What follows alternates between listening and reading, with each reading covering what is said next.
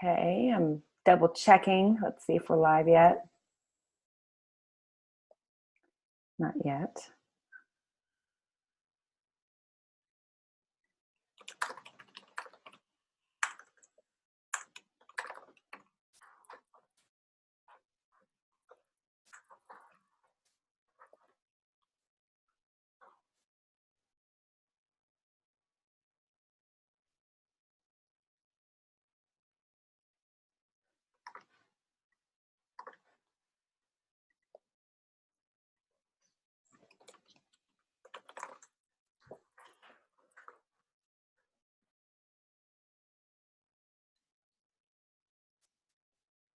All right, it's booting up.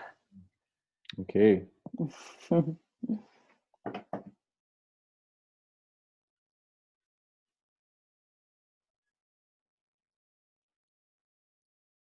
Yeah, it looks like we're live now. We're live now. Okay, let me cross out of some of these things. Okay, we are going this morning, and for you, it's afternoon or evening. I'm with Nabil Aziz out of Dubai, Dubai's most expensive copywriter. Thanks so much, Nabil, for being here today. It's my pleasure. Thank you for having me. I'm excited to have you and for you to just go all in and share these insider tips. Take the mystery, as we were just talking about before we went live, out of copywriting. A lot of people really don't know what copywriters do and how it helps their business. So let's just start out with what you do and really how you help an entrepreneur or a corporation. Right. So, okay, my name is Nabil Aziz. I am a direct response copywriter based out of Dubai. And I also run a boutique content marketing agency with my brother. So typically what I do is I help business owners manage their content marketing, set up their email automation, write copy for them. I write sales pages, websites, email copy, sales copy, all that good stuff. You're busy.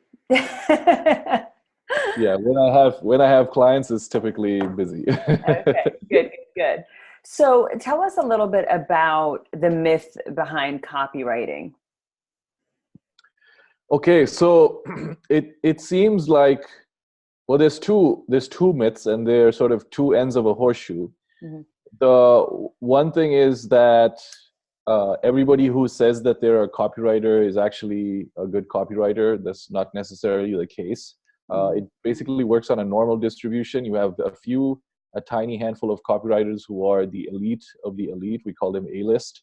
Mm-hmm. The majority are about average, plus or minus, and then the rest are below average or bad copywriters. Typically, business owners, for some reason, tend to shy away from writing their own material. But the truth is that, especially when you're starting out, you are the best copywriter for your business. One, because you know your business better than a copywriter would just coming in brand new. Two, because nobody cares about your business the way you do.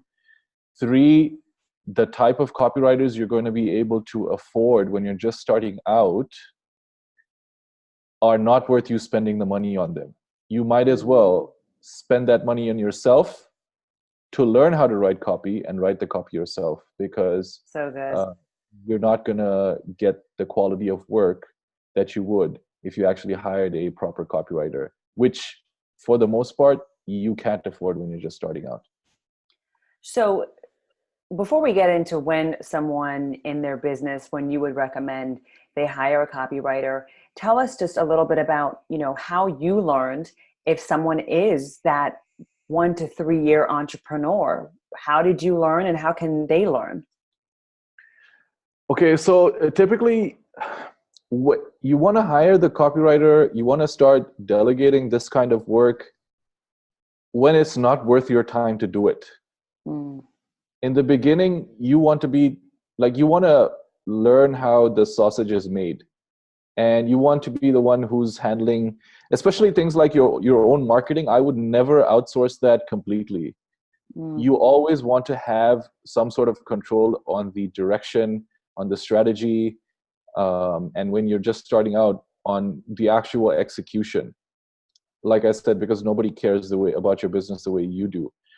Now, once your business starts growing, you're going to get to a point where you can't write all the copy because it takes so much time. Good copy is arduous, and it's time consuming, and it's a lot of research. It's a lot of not just the writing. The writing is actually a very small part of it. The majority of the time is spent researching and also editing and testing the copy and tweaking it afterwards. The writing part is only a small part of it. So you'll only want to hire a copywriter in-house or as a contractor when you spending the time writing the copy is more expensive than you hiring a copywriter to do it.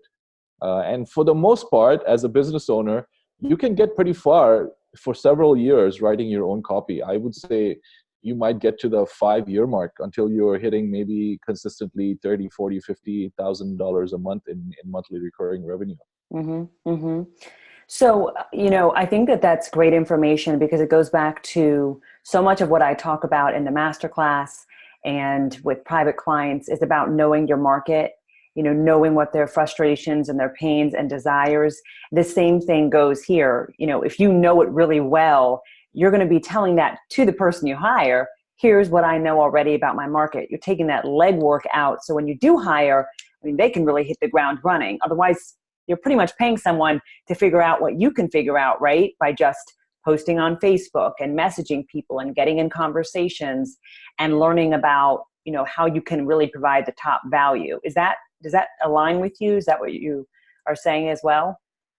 I agree with you, and I don't want to discount the skill that a qualified copywriter brings, because they do bring a skill set that took a lot of time, effort, money, and energy to learn. So the thing is, after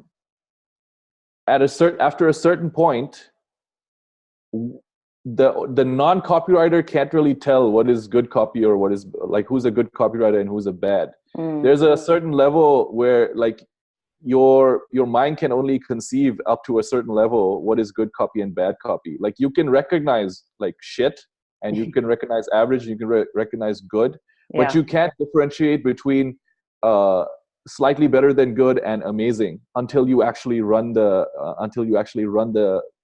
traffic to the copy or try to get it to convert. So I sort of forgot your question while I was. I was just saying, is it an alignment that, I think you addressed it, but is it an alignment that you can learn your market, help take some of the legwork out of when you hire a copywriter? Granted, that copywriter has years of experience of writing, of knowing how to research your market in ways you don't know how, in ways of split testing. Really getting into the nitty gritty. But as far as just the basis of you learning your market, you've got to do that before you hire. Yes, exactly. And I think I said I agree with you 100%. Typically, the copywriter will rely on you as the number one resource in researching your market. So when you bring a copywriter on, he'll go through an extensive interview process, make you fill out a questionnaire and things like that.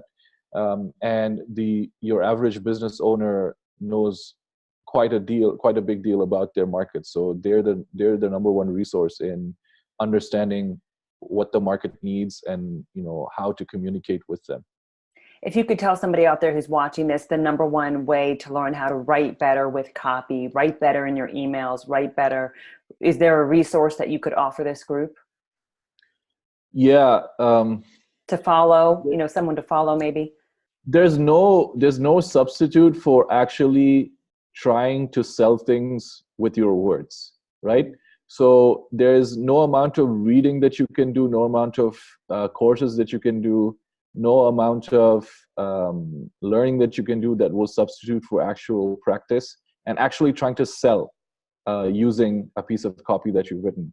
That being said, there is a certain style of writing that copywriting is that most people don't have never written in that style before. So my number one resource for people just to get a feel for what actual copywriting reads like and what it writes like is to go to swiped.co swiped.co. And that's basically a website full of old advertisements and landing pages and sales letters and things like that that you can study and write out by hand. So typically what I would do is, for example, I will go into that website and search by name some of the top A-list copywriters that are alive today and or have passed away. For example, Gary Bensavenga or Gary Halbert or Eugene Schwartz. And I would find their advertisements and I would write them out by hand, each one about 10 times. Okay. Wow. And this, a lot of people sort of shit on this technique because it's like, it's sort of woo woo, in the sense that how are you going to learn how to write copy by just writing stuff out by hand? But all of the great copywriters basically swear by this. It's sort of like a tradition. And I mean, it's hard work, but you can't really beat the hard work for getting where you need to go. Yeah. And it pays off. I also like Ben Settle. He just makes me laugh. But so I get his emails. My strategy, and I enjoy writing, is sometimes signing up for a couple of those popular people who are still alive. And another one is Michael, I think it's Shanoff. And so, yeah. And so I just sign up to their emails and I just see how they're writing and the flow that they use, more as a framework, especially if I'm having a block or of some sort and I just want to get some ideas. So I love that. Swiped.co. Okay. Now let's get into the meat of things here, for lack of a better term. So share with us some of those insider tips that most folks don't know about. Okay. So what I'm going to do is I've got a presentation for you guys. I'm going to share my screen if that's okay with you. Awesome.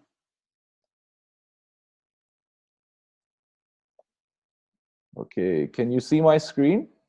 I can. Okay. So let me do this and this. 100,000. Good Lord.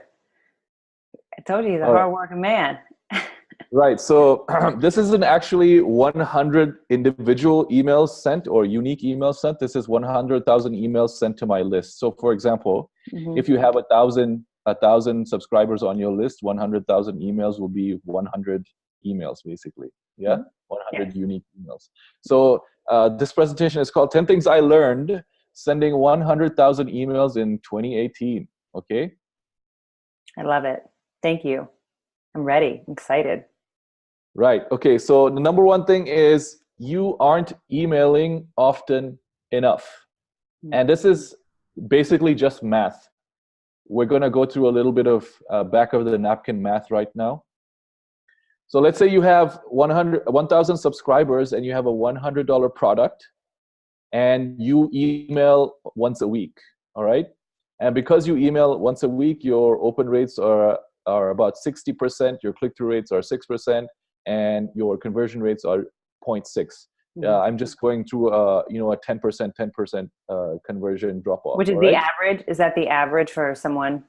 This is high. Okay, this is on the high side, right? So 60% open rate. You'll find a lot of people bragging about their high open rates and click-through rates, but the reality is, one, they have a small list, and two, they're not emailing often enough.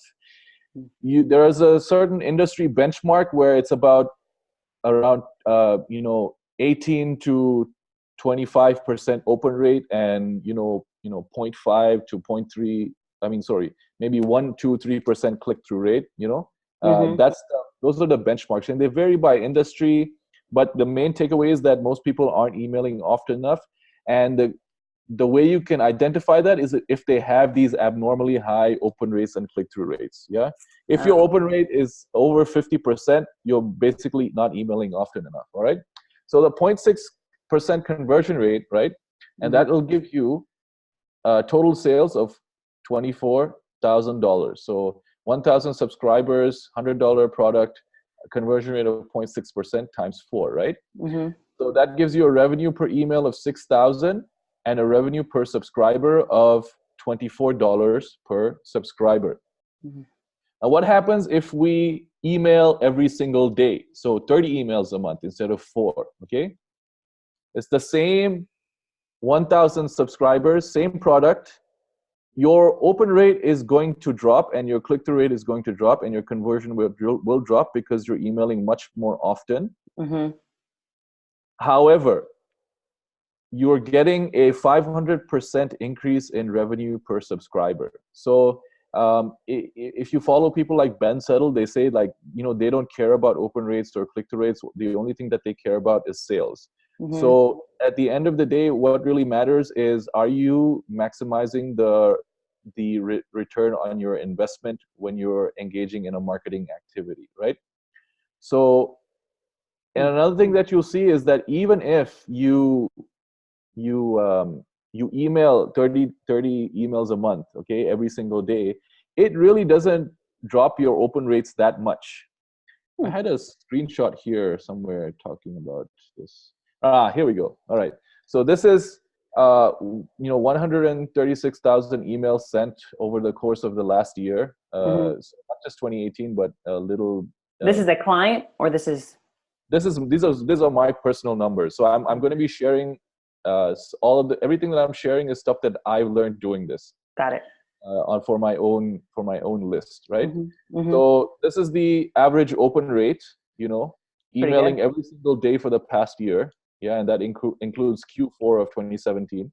And this is the average click-through rate, and these are the numbers that I used over here.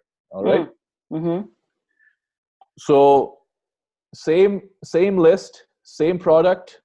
All you've done is just increase the number of emails that you're sending. And the way I'm going to teach you how to write the emails, it's not a lot of work at all. All right. So you go from sending 1 email a week to 30 emails a month, you're going to see a 500% increase in revenue. Okay.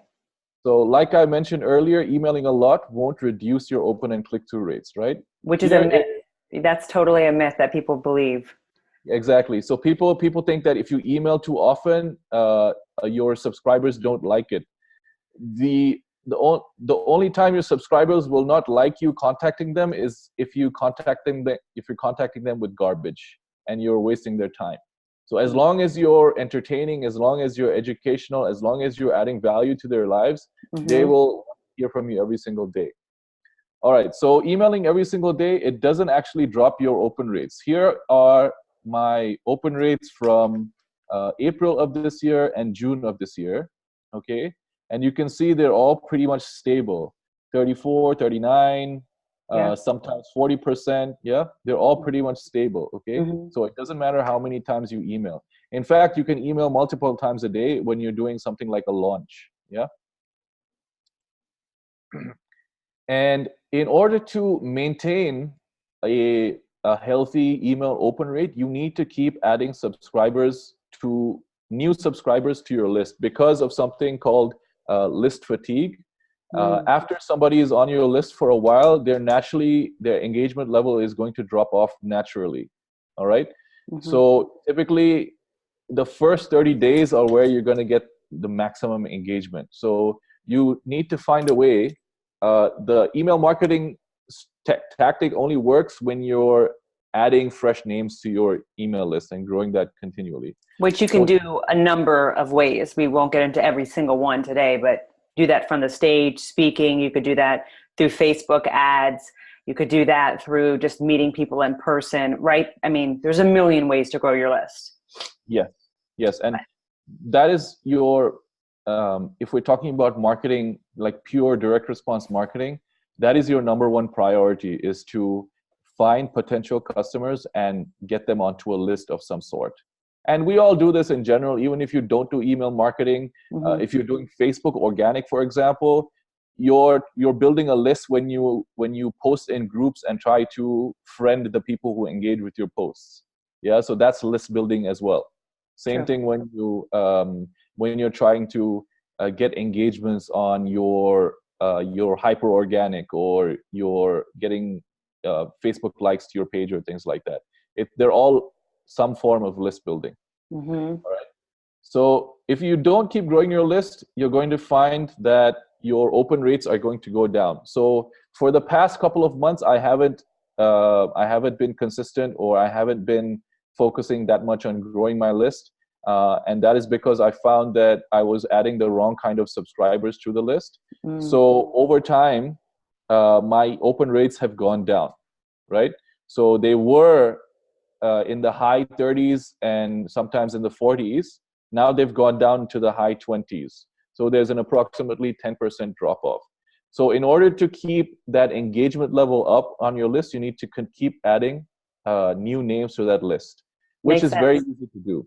Right. And it makes total sense, because the list fatigue is something that I've seen too, but I never knew it was called that. So, that's interesting that you pointed that out. Interesting. Great. And these are great points. I love it. All right. So number 4, this is something that I learned from building my list the wrong way. My list building exercise, I would say, is a fail in the sense that I haven't added the high quality kind of subscriber that I'm looking for my particular business. So this is an important one. Your opt-in form doesn't gate your lead magnet. Your lead magnet gates your opt-in form. And what do I mean by that? So in order to get somebody to give us their email address, typically we offer them some sort of incentive, like a download, like a report, a video training, some sort of cheat sheet, yada, yada, yada. All right. And we think that we are protecting that piece of content and exchanging that piece of content for the email. Really, it's the other way around, because the type of lead magnet or incentive that you're offering should protect the list that you're building, in the sense that you only want highly qualified people to enter into your ecosystem, right? So your lead magnet or the incentive that you're giving should effectively repel everyone who isn't your potential customer or your perfect customer, right?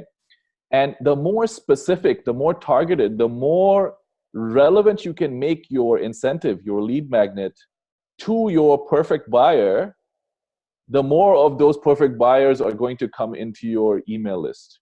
And the more of the people who aren't my people are going to be repelled, because the offer is not relevant to them.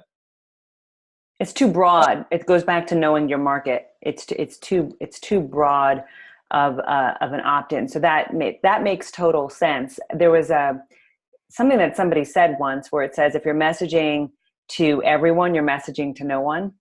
Exactly. And I always think about that, because that number 4 speaks to that. So that's good. Exactly. Now, here's a perfect example, and why I told you that my list building was a fail. I love the honesty.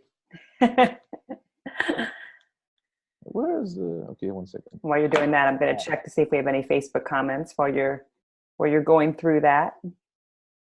Yeah. All right. So here is a copy screenshot of the landing page, my main landing page that I use to build my list. And this landing page right now is converting at about 32%. It was converting at one point around 40%. Now, again, that is actually too high.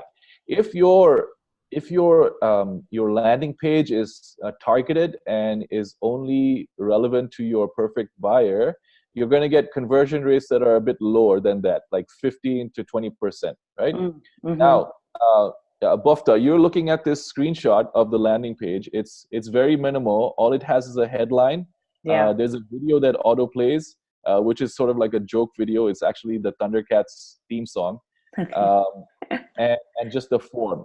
So based on what I have mentioned just now, what can you see that's wrong with this landing page?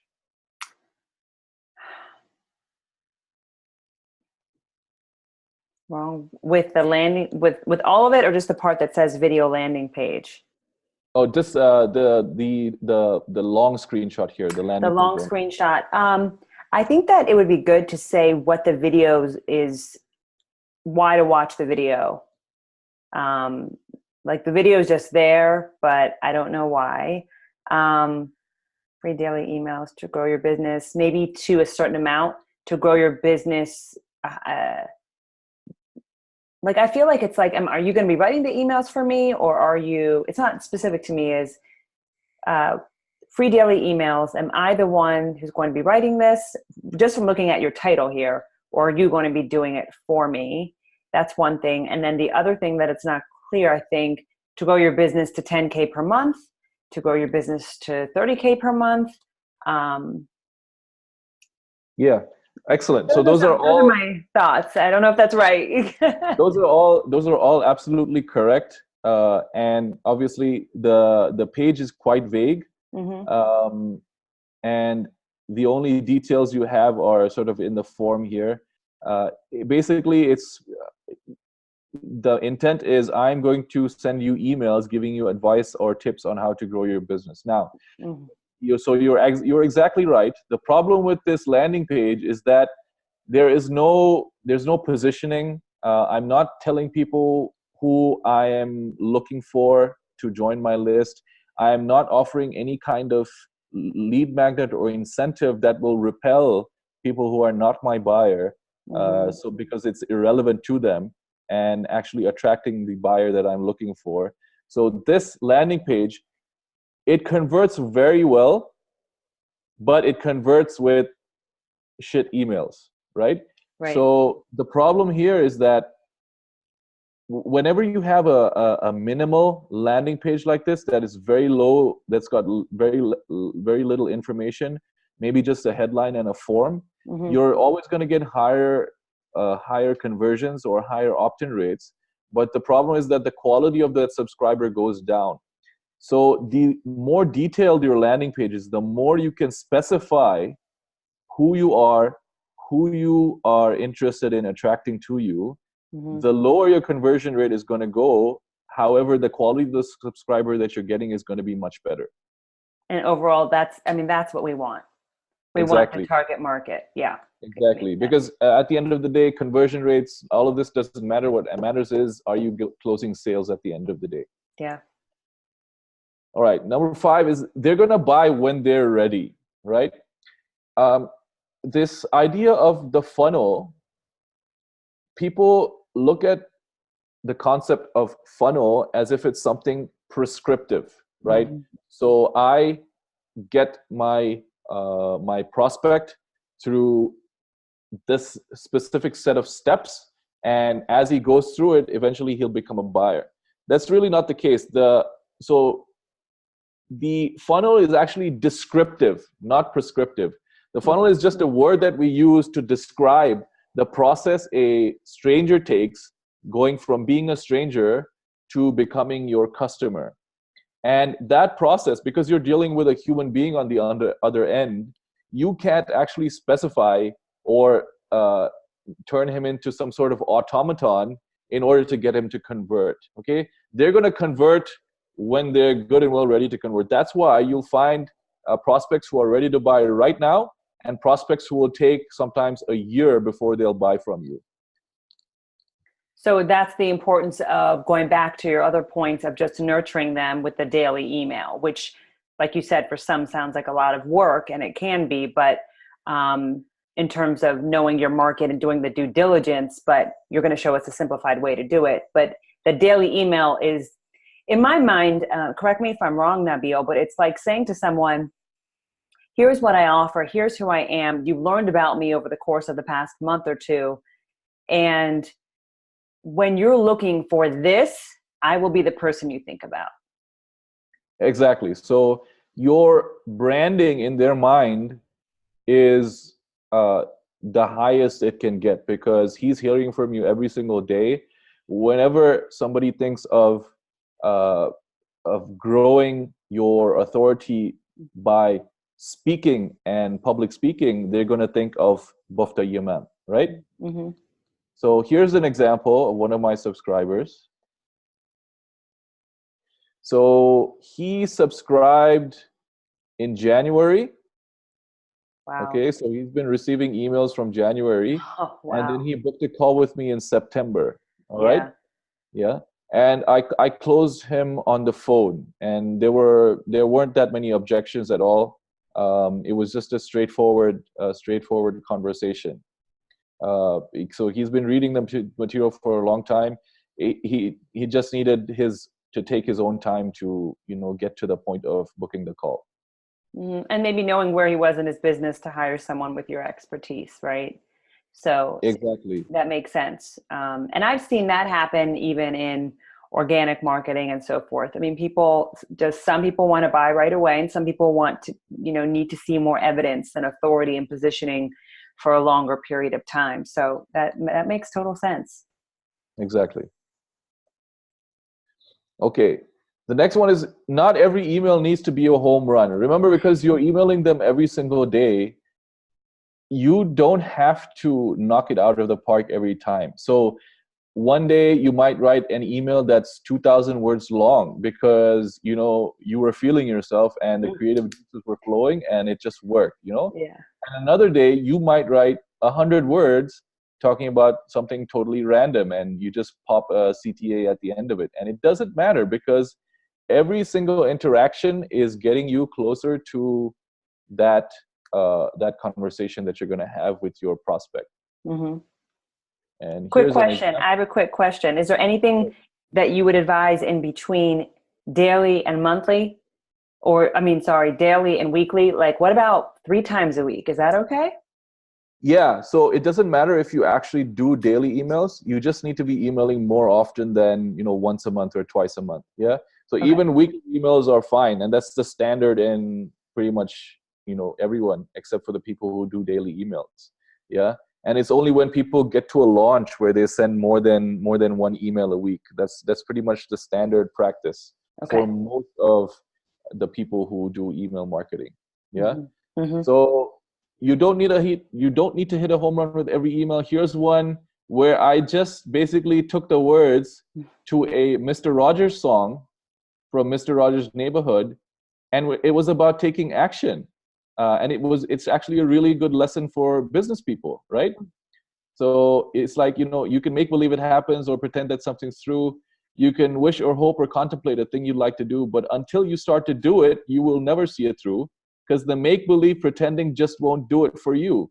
And that is totally relevant to my audience. And I didn't need to think about writing the email. I just came across a video on YouTube and, hey, this is a damn good song. Let me send it to my list. And all you have to do is, write that email, just transcribe the text, put a CTA at the end of it, boom, you're done.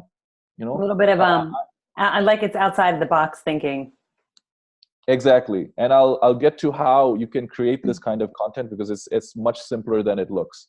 Another email I wrote an email about how to cook the perfect ribeye. And it's all about, how to, and then you flip it into some sort of business lesson, right? So that's the point. You want to entertain them and then to give them some sort of learning at the end of it. So cooking the perfect ribeye is all about starting with the right ingredients, high quality ingredients. So what is that? That is, you need to start with the right product, and you need to follow the process in the right sequence. Otherwise, you're not going to get the right finish at the end of it. So it's about creating great products. It's about process, following the process, and falling in love with the process. So that's how you would flip emails like that into business lessons. I love it. Yeah, that makes total sense. You're entertaining them, because if you are doing daily, you can't just always be pushing your product. I mean, people will tune out. So you have to give some type of entertainment value. Makes sense. Exactly. And there's not, like, you don't have to, you should be selling in every single email, but it shouldn't be the kind of selling where you're only asking for the sale and not giving anything of value in return. Yeah. So it's all about entertaining them first, then adding value, and then you're asking for the sale. And you can do all of that in one email. Typically, what happens with the marketing spaces, they'll say, "Oh, you need to nurture them first before you ask for the sale." But the nurturing and the selling happens all at the same time. Would you say that's true even off of you do a landing page, let's say, for a lot of people, and it's promising a checklist of sorts, and it's broken up over 2 weeks. One day you get this letter that stands for copy. Then the next day is O stands for this. And there may be selling points at the end, like reach out to me, schedule a call. But would you recommend that from a landing page, a teachable that breaks out over like a 8-day period? Yeah, you could definitely do that. What I would add to that, just to tweak it just a little bit, is to offer the checklist in full upfront. Yeah. Correct. So you put it together and you give it to them immediately as soon as they subscribe, because there will be some people who go through it in full immediately. And to make sure the other people who subscribe actually consume the content, you break it up into those several emails and make sure that they're reading it. Because a lot of people, I don't know about you, I have about 300 ebooks on my hard drive that I haven't even opened yet. We just subscribing, opting into this, that, and the other, and we never actually consume the content. So if you actually if you only care about getting the email address, it doesn't really matter. But if you care about them consuming the content and learning the lesson that you want to teach them and actually applying that and improving their business, then you want to go that little bit of extra mile to make sure that they consume the content. Yeah, that's how I have mine broken up right now. So that was really a selfish question. Yeah. So that's how I have it broken up right now. A free checklist, and I give them the checklist, and then it's broken up over, maybe 6 to 8 emails. So, okay. So anyone out there who's wondering, that's a good strategy too. Exactly what Nabil's saying. All right. Number 6. Yeah. So this, we call this content mindset.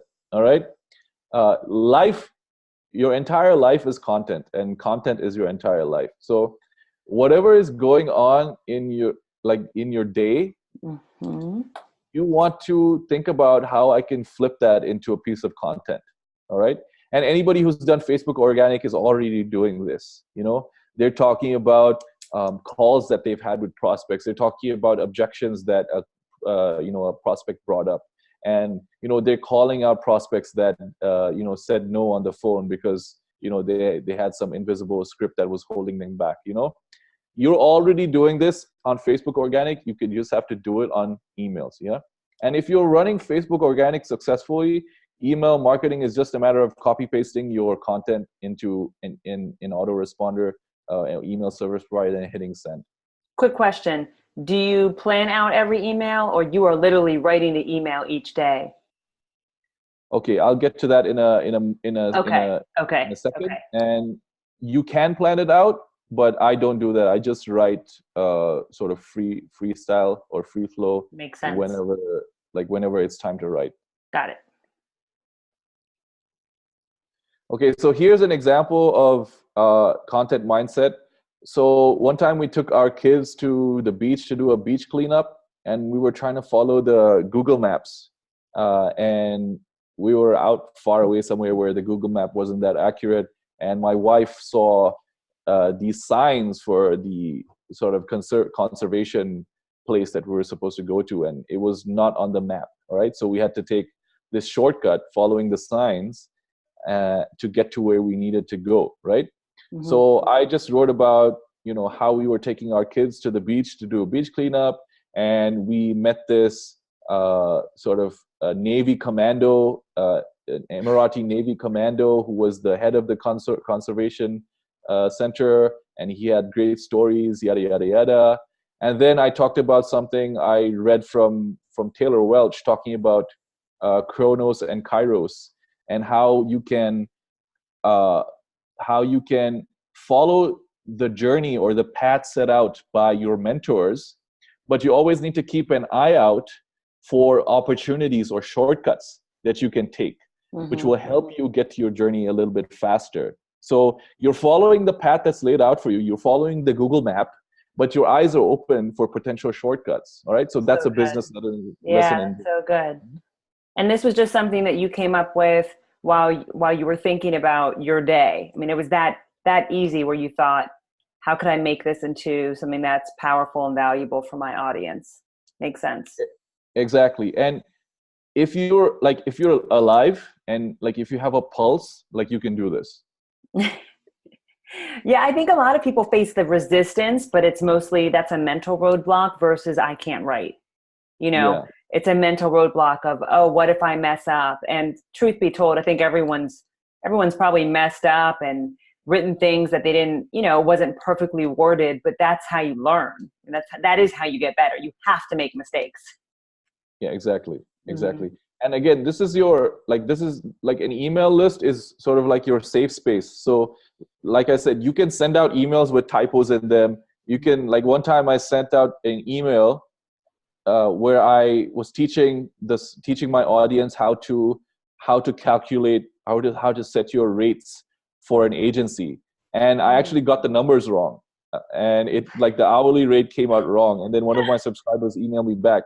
And in fact, those mistakes are great for engagement because people love correcting you. So if you send out, you can send out, like, once in a while you send out something with a typo on purpose, because you're going to get somebody to reply to you, and then you can start a conversation that way.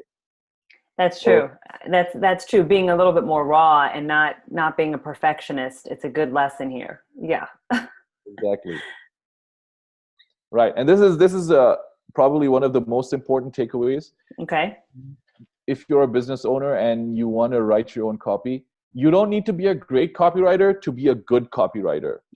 Now, I mentioned earlier, there's like a level that a lot of people can get where you can't really tell the difference between somebody who's a professional copywriter and just a business owner who writes their own copy. Like, you can get to that level, that 80-20 level, without that much work. It does take work, but you can get there, right?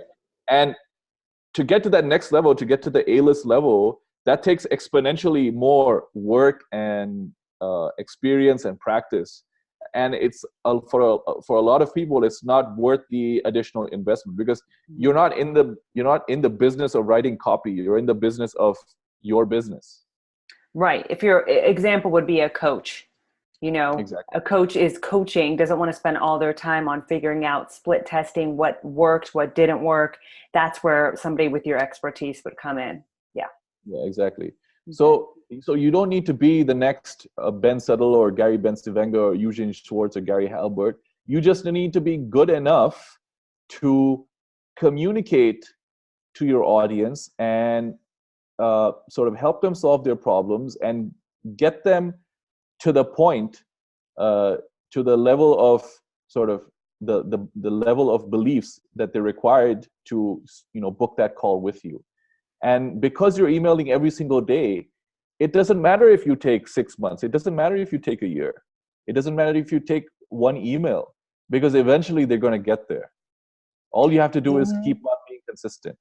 And one thing I want to add to that too, Nabil, of how your list also refers you. I think a lot of people don't always see that either. They can refer you to speaking engagements, a podcast. They can say, oh yeah, this is the guy that he's great at this. You should talk to him. I mean, so many opportunities can truly come just from you being consistent and, like you said, providing value. So I just wanted to throw that out there, that I think sometimes that gets lost on people, that you might be emailing to one, but that one person might have a connection that's, incredible and refer you. Yeah, exactly. And those are those intangible sort of benefits that you can't really quantify. And it does happen, like some random person might be on your email list and they might refer you like a 5-figure client, I've had really good things happen through email, and I need to email more often, but I have had really great things happen through the list. And even when I wasn't truly, if I'm being honest, like consistent with it, but this is a great reminder to people that, just like you said, the intangibles that can happen off of writing. And it really gives you good practice for organic marketing if you're posting on Facebook and sharing some of your life and value and entertainment. So love it, love it, love it. And not just for the other kind of writing content that you do. It helps for your podcast appearances. It helps for the Facebook Lives that you do, because the more you write, the more crystallized your ideas become, the better you can express yourself verbally in public.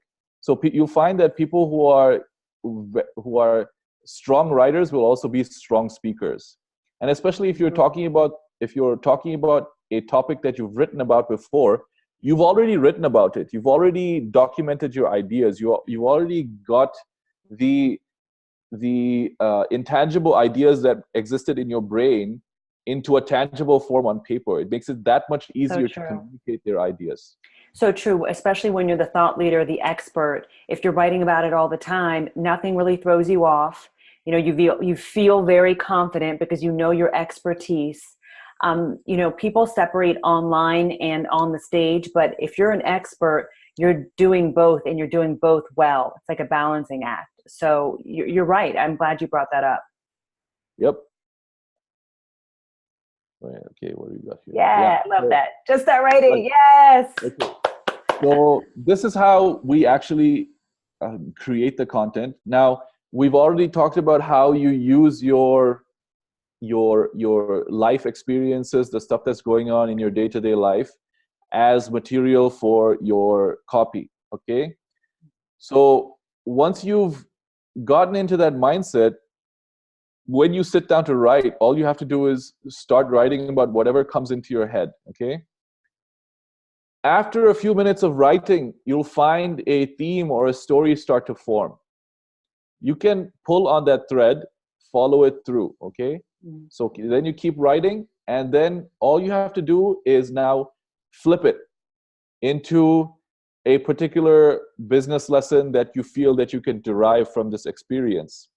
And flipping that, the segue can be abrupt if you're not very good at it, or it could be masterful if you're an experienced copywriter. It doesn't matter. The point is that you lead with the story, like you entertain them with the story, because stories sell, stories are how we learn.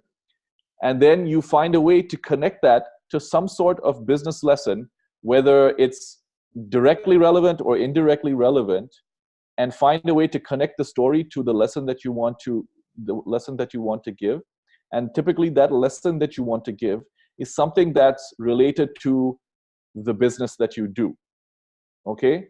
So for example, we were talking about earlier, Bofta, you and I, about how you were,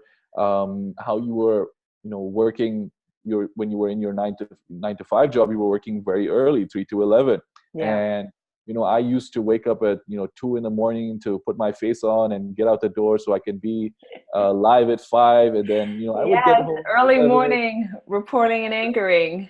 That's perfect content for an email. And then I was only able to work on my business in the afternoon, but I found that in those few hours that I got in the afternoon to work on my business, I got so much more done, and I was so much more productive than what I am now as a business owner, because now I have all the time in the world and I'm just taking it easy.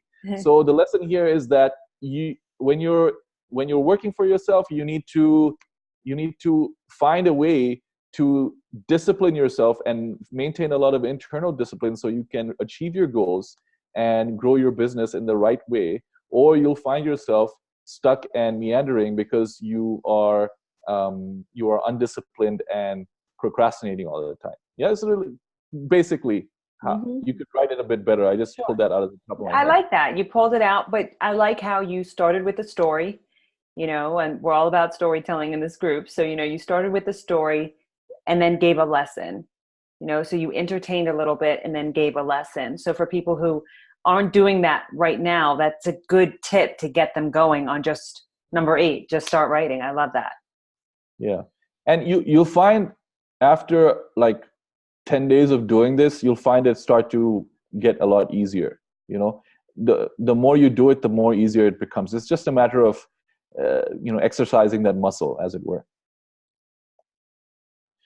Yeah, I mentioned this earlier, stories sell. So whenever you can lead with a story, that's ideal. When we try to teach, oftentimes we try to lead with informational content and tips or tips or tactics or strategies or whatever you want to teach. You want to lead with information, but information is not how we learn. Stories are how we learn and retain the information that is conveyed. So the more you can lead with stories, that's why using your own life experiences is best, because those are immediately accessible to you. You don't need to become some sort of master storyteller. One time I wrote a blog post about 15 tips on how to focus, and I led with a story about how, I was going grocery shopping with my wife and kids, and I was sitting in the car, my wife was driving, and I was trying not to pull out my phone and open up my smartphone and get on social media, and I lasted only 5 minutes. So I used that story to segue into the lessons about tips on how to focus. I would become better at focusing for long periods of time. Being present. Yeah, being exactly. present too. And you don't need to be a master storyteller to do this. You'll get better with time for sure. But as long as you're pulling on your life experiences, it's going to be very easy for you to tell these kinds of stories. And people love them. Exactly. Last one, you can automate this process. So I call this the microwave newsletter technique.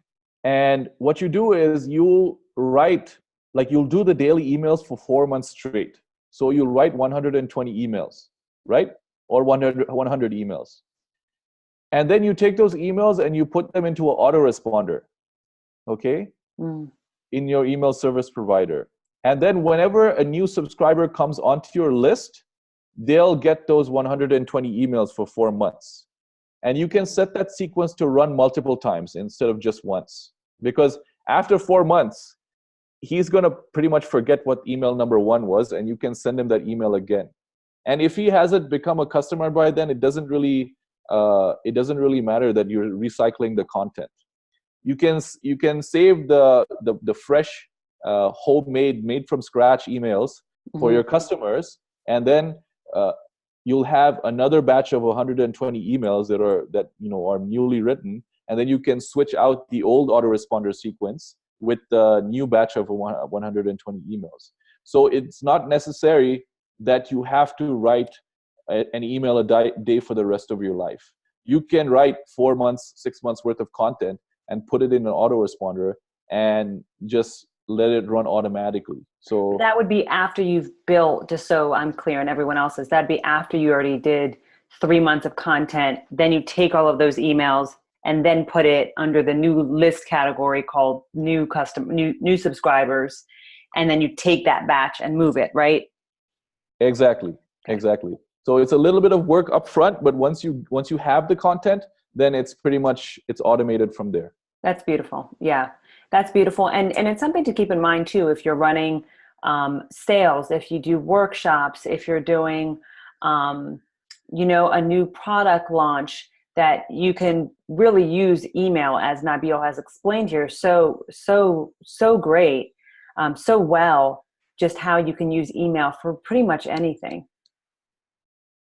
Yeah, and the key difference between email and social media is, with social media, the reader has to make an active choice to consume the content. The default is ignore. Okay, if you think about your feed, the default is ignore. You need to there needs to be a conscious effort for you to stop scrolling and actually consume the content. With email, it's the opposite. The default for you is to consume, and you need to make a conscious choice to ignore. Now, if you can find a way to be one of the most entertaining pieces of content in their inbox. Sorry guys. Yeah, that's okay. Sorry for the interruption. Give me. Hold on one second. Go ahead. Let me grab him.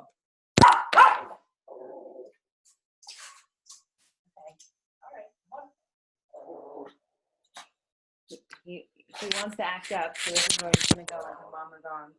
All right. Go ahead. Yeah. Sorry, guys. So, like I was saying, if you can find a way to be one of the more entertaining emails in that person's inbox, in your subscriber's inbox, they're going to open your emails the vast majority of the time.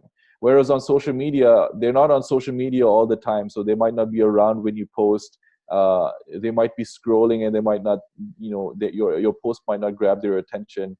So the default on social media is to ignore your content, whereas the default on email is to actually consume your content. And they actually have to make a conscious decision to ignore. Because if you're doing things like getting them to double opt-in, so confirm their subscription, if you're running them through a welcome sequence where you're trying to get them to interact with you in some way, maybe reply to one of your emails and tell you about themselves.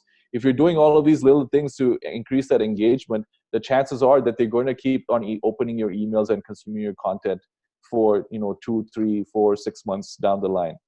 Because they also like you. They've learned a little bit about your life. You've shared stories. You have strong headlines that are engaging. So it makes sense that you can keep them if you're just willing to put in the work. And as you explained, it's not that hard once you start building that muscle. And really, it sounds like to me, Nabil, making it a habit more than anything else. Yeah. It's just a matter of, like, it can take as little as 10 to 15 minutes a day, because you don't really need to write that much. It could be like the first thing that you do in your day, and then you schedule it to go out later in the day or immediately, and that's the end of it. It doesn't need that much. It doesn't need that much thought or that much effort. It's just a matter of, it's sort of like you need to just overcome that inertia of not doing it. Is there a time of day that you recommend, or you're like, just take the action, just write the email and go? Yeah, it doesn't really matter. Especially if you have a small list, you don't really need to optimize things like the time of day that you send the email. You don't need to optimize things like your headlines. You don't need to optimize, for example, segmenting your list, especially if you have a small list. That kind of thing only gets important once you're in the 100,000 subscriber range, and that takes a while to get there. Okay. And then just so people know what you consider a small list and then a medium list, what numbers are we looking at? It really depends on the type of business that you're in, because if you're in a consumer product business or e-commerce business, then your list is going to be much larger. Let's say you're a service provider, like a coach and consultant. That's most of the folks in this group. Yeah. So there, typically your list size is going to be between 1,000 to 10,000 people. And if you've been in business for a long time, you might get up to 50,000, 100,000, like that. But it's really just a process of time. There's no upper limit and there's no lower limit. You can start an email list of, 1 subscriber. When I started my daily email thing, I was sending emails to 12 subscribers. Wow. So it doesn't matter. It doesn't matter. Yeah. And that helped you get good too. You get good with the small list. So why not? Why not? There's less pressure, because there's so few people, like it doesn't really matter. Right. That's all I have for you guys. Thank you. Wow. Nabil, you are fantastic. Yes, please tell us, for folks who are interested in really maybe even joining your list potentially and working with you, how can they find you? Please tell us.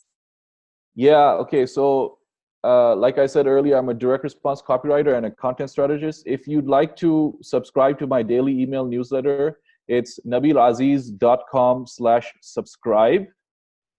And if you have, if you just want to talk about your marketing activities, feel free to add me as a friend on Facebook and DM me.